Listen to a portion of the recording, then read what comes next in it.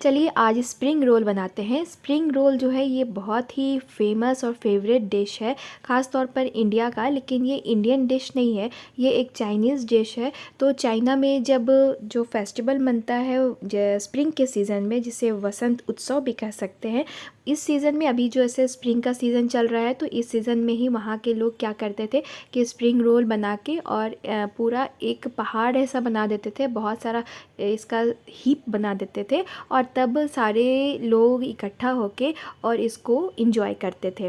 तो ये जो स्प्रिंग रोल है एक तरीके से चाइनीज़ फूड है और इसको एक पारंपरिक रूप से चीन में बसंत उत्सव के दौरान बनाया जाता है। चलिए इसको बनाते हैं। इसको बनाने के लिए सबसे पहले गाजर, शिमला मिर्च और प्याज, इन सारी चीज़ों को जूलियंस में काट लीजिए। और अदरक, लहसुन, हरी मिर्च को मैंने बारीक बारीक करके काट लिया है। एक वोक चढ़ाएंगे, इसमें मैंने सरसों का तेल डाला है, लेकिन आप रिफ़ाइंड तेल ही डालिएगा। मेरे यहाँ रिफ़ाइंड नहीं आता है तो इसीलिए मैं सरसों का तेल ही डाल रही हूँ। यहाँ पर मैंने अदरक, लहसुन और हरी मिर्च को डाल दिया है। इसको हम लोग गुलाबी करेंगे। उसके बाद जो हमारे कटे हुए सब्ज़ी है, यानी कि गाजर, प्याज और शिमला मिर्च है, उसको हम लोग एक एक करके डाल देंगे। गाजर को हमने जो जूलियंस के रूप में काटा है, शिमला मिर्च को भी आप जूलियंस के रूप में यानी लंबे लंबे स्लाइसेस के रूप में आपको काटने हैं। सबको डाल के हम यहाँ पर थोड़ा देर चलाएंगे, यानी 2 से 5 मिनट चलाइएगा। सब्ज़ी को बहुत ज़्यादा गलाना बिल्कुल नहीं है। यहाँ पर थोड़ा सा नमक भी डाल देंगे, जितना अमाउंट है उसके अनुसार। उसके बाद इसको फिर से चलाएंगे। मैंने आपको जैसा बताया कि इसको गलाना नहीं है, थोड़ा खड़ा खड़ा सब्जी ही रहेगा तो ही रोल में आपको अच्छा लगेगा। यहाँ पे मैंने डाला है बंदा गोभी। बंदा गोभी को भी एकदम पतले पतले स्लाइस में आपको काट लेने हैं। उसके बाद इसको भी अच्छे से मिक्स करते हुए चला लीजिए। अब यहाँ पे काली मिर्च का पाउडर हाफ चम्मच के लगभग में, चिली फ्लेक्स हाफ चम्मच के लगभग में और ऑरिगेनो ये 1 चम्मच आप डाल सकते हैं। इन सारी चीज़ों को डाल के अच्छे से मिक्स कर लेंगे। अब यहाँ पे ऐड कर रही हूँ 1 चम्मच डार्क सोया सॉस। उसके बाद 2 चम्मच रेड चिली सॉस, ये आपको खट्टापन भी देगा और मिठास भी देगा।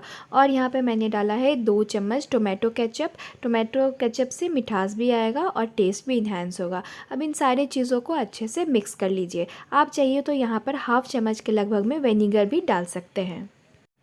स्प्रिंग रोल का जो रैप होता है वो मैं बाज़ार से नहीं मंगवाती हूँ, जो रेडीमेड वाला होता है मैं खुद ही तैयार करती हूँ। उसके लिए मैं क्या करूँगी कि यहाँ पर मैंने लिया है 1 कप मैदा। ये जो रैप है ये मैदा से ही बन के तैयार होगा, क्योंकि आटा से अगर बनाने की आप कोशिश कीजिएगा तो असली जो स्वाद होता है स्प्रिंग रोल का वो नहीं आएगा। तो 1 कप मैदा और हाफ कप मैंने लिया है कॉर्नफ्लोर। इन सारे चीज़ को अच्छे से मिक्स कर लेंगे। तब तक मैं यहाँ पर, मेरा स्टोव खाली है तो मैं यहाँ पर जो नूडल्स है वो तैयार कर लेती हूँ। तो पानी मैंने गर्म होने के लिए चढ़ा दिया है, उसमें तेल और नमक डाल दिया है। यहाँ पर मैं क्या करूँगी कि थोड़ा सा ऑयल डालना है और नमक डालना है। इन सारे चीज़ों को पहले अच्छे से मिक्स कर लीजिए। मिक्स करने के बाद क्या करना है कि एक पतला सा स्लरी आपको बना के तैयार कर लेना है। ये देखिए एकदम वाटर कंसिस्टेंसी होनी चाहिए, मतलब एकदम पानी ऐसा आपको बनाना है, क्योंकि जिस तरीके से आपको बनाना है ना रैप, उसमें इस तरह का पतला ही आपको चाहिए। अब नूडल्स का पानी गर्म हो गया है। यहाँ पे मैंने नूडल्स जो पतले वाले होते हैं ना वो मैं डाल दी हूँ और इसको थोड़ा सा गर्म होने देंगे, खौलने देंगे और बहुत ज़्यादा इसको भी नहीं पकाना है। जब देखिए कि नूडल्स ऊपर पानी में तैरने लगे हैं तो बस इसको आप छान लीजिए। छान के इसको ठंडे पानी से हम धो लेंगे और धोने के बाद इसके ऊपर थोड़ा सा ऑयल लगा के और इसको रख देंगे। चलिए अब स्लरी से क्या है कि रैप तैयार करते हैं। तो पैन ले लीजिए, इस तरीके से थोड़ा बड़ा साइज़ का लेना होगा। छोटा लीजिएगा तो छोटा छोटा रैप बनेगा। इस तरीके से थोड़ा सा ऑयल लगा दीजिए। 1-2 बार शुरुआत में थोड़ा सा ऑयल लगाना होगा, बाद में आपको ये भी ऑयल लगाने की ज़रूरत नहीं पड़ेगी। बस इसको 2 कलछुल आपको इसके ऊपर डालना है, या आप देख लीजिए कितना सा अमाउंट में आपका पतला सा एक लेयर बन के तैयार हो जाता है, उतना ही आप इस पर डालिए। और बचा हुआ अगर स्लरी है तो आप उसको निकाल ले सकते हैं। थोड़ा देर आग पे सिकने देंगे तो ये अपने आप ही नीचे से तली छोड़ देगा और इस तरीके से आप रैप निकाल लीजिए। देखिए कितना अच्छा से बन के तैयार हो गया है रैप। इस तरीके से बाकी जो रैप है वो भी आप तैयार कर लीजिए। शुरुआत में थोड़ा सा ऑयल लगाने की ज़रूरत पड़ती है, बाद में फिर ये भी ऑयल लगाने की आपको आवश्यकता नहीं पड़ेगी। देखिए दूसरा मैं तैयार कर रही हूँ। इस तरीके से आपको डालना है और चारों तरफ फैलाते हुए जो बचा हुआ स्लरी है वो आप निकाल लीजिए, नहीं तो इसी के ऊपर भी आप छोड़ सकते हैं अगर आपका ज़्यादा अमाउंट ना हो तो। इसके बाद थोड़ा देर आप छोड़ेंगे, कोई भी ऑयल लगाने की ज़रूरत नहीं है, अपने आप ही तली ये छोड़ने लगता है। और ये देखिए इस तरीके से आप इसके ऊपर पलट दीजिए प्लेट के ऊपर, तो देखिए ये एकदम पतला सा आपका एक लेयर बन के रैप बन के तैयार हो गया है। आप देख सकते हैं कितना पारदर्शी है। इस तरीके से देखिए एकदम पतला सा रैप आपका बन के तैयार हो गया है। ये पीला पीला इसीलिए लग रहा है आपको, अगर दिख भी रहा होगा पीलापन थोड़ा सा लिया हुआ है, वाइट बिल्कुल नहीं है, वो इसीलिए कि मैंने सरसों तेल का इस्तेमाल किया है, इसीलिए थोड़ा सा पीलापन आपको लिए हुए है। अब ये देखिए सारे रैप्स मेरे तैयार हो गए हैं। मेरा जो चूल्हा है वो स्टोव खाली है, इसलिए मैंने एक तरफ पहले कढ़ाई चढ़ा दिया है जिसमें ऑयल है मेरा, क्योंकि इन सारे रैप्स को रोल्स को मुझे डीप फ्राई करना है। तो चलिए पहले रोल तैयार कर लेते हैं। रोल तैयार करने के लिए पहले रैप जो है उसको आप इस तरह से एक ले लीजिए, और हमारा जो वेजिटेबल और नूडल्स था मैंने उन दोनों को मिक्स कर लिया है और थोड़ा सा एक पोर्शन बीच में रखिए। उसके बाद एक स्लरी भी मैंने तैयार किया है जो सहायता करेगी इसको चिपकने में। स्लरी जो है वो कुछ नहीं है, बस मैदा और पानी को थोड़ा गाढ़ा करके आप घोल लीजिए, वही स्लरी है।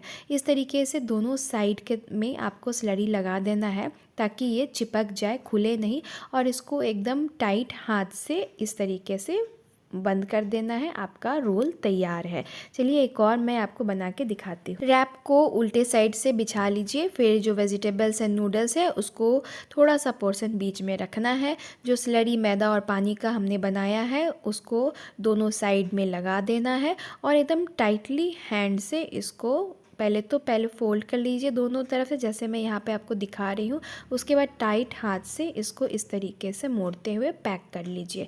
अगर बाहर का जो ओपनिंग है वो खुला हुआ नज़र आ रहा है तो उसके ऊपर भी थोड़ा सा स्लरी लगा के इसको भी चिपका दीजिए। हमारा जो रोल है वो तैयार है, इसको बस डीप फ्राई करना पड़ेगा।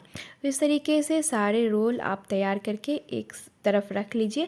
आप चाहिए तो इसको टाइट कंटेनर में रख सकते हैं। उसके बाद आपको मन है दूसरे दिन बनाने का तो दूसरे दिन भी आप इसको आसानी से बना सकते हैं। इस तरीके से स्लरी लगा दीजिए, दोनों साइड पहले पैक कर दीजिए, उसके बाद इसको फोल्ड कीजिए। फोल्ड करने का जो तरीका है वो थोड़ा सा टाइट करके फोल्ड कीजिएगा ताकि जब डीप फ्राई हो तो वो निकल नहीं जाए। इस तरीके से देखिए रोल एकदम तैयार है। अगर आप देखिए कि जो बाहर वाला ओपनिंग है वो खुला हुआ है तो उसको भी चिपका दीजिए। ये रोल देखिए तैयार हो गया, बस इसको डीप फ्राई करना है और हमारा जो स्प्रिंग रोल है वो बन के तैयार हो जाएगा। इधर तेल हमारा बिल्कुल अच्छे से गर्म हो गया है। अब सारे रोल को आप इसमें अलटते पलटते एकदम गुलाबी डीप फ्राई कर लेना है। शैलो फ्राई भी कर सकते हैं, लेकिन डीप फ्राई करने से रोल्स जो है वो ज़्यादा अच्छी डिलीशियस बनती है, टेस्टी बनती है।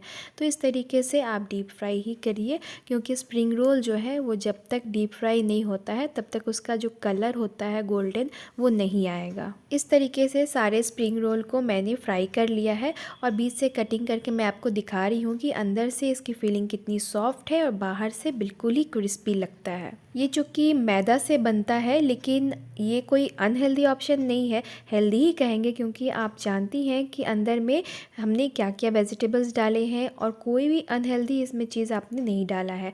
और आज के डेट में बच्चे जो बाहर का हमेशा खाना पसंद करते हैं, तो आप मंथ में 1-2 बार ये चीज़ बना के बच्चों को थोड़ा सा टेस्ट आपको उनका चेंज कर सकती हैं। तो आप ये ज़रूर बनाइए। जब भी बच्चे अगर इवनिंग स्नैक्स मांगते हैं कुछ हटके, तो ये आप बना सकती हैं और ब्रेकफास्ट में भी और लंच में भी आप उनको दे सकती हैं।